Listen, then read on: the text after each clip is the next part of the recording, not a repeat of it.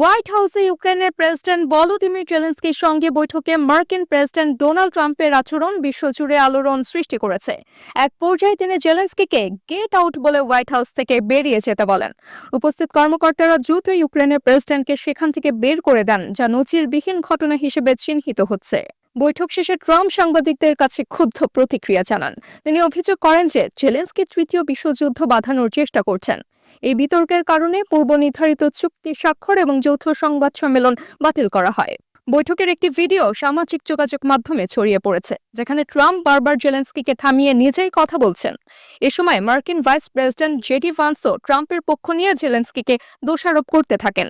Trump জেলেনস্কিকে স্বৈরাচারী আখ্যা দিয়ে বলেন, যুদ্ধ বন্ধে তাকে রাশিয়ার সঙ্গে চুক্তি করতে হবে, কিন্তু জেলেনস্কি তা সরাসরি প্রত্যাখ্যান করেন।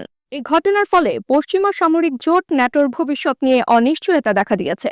ট্রাম্পের অবস্থান নিয়ে প্রশ্ন উঠেছে, তিনি কি ন্যাটোর পুরনো নীতি থেকে সরে আসবেন?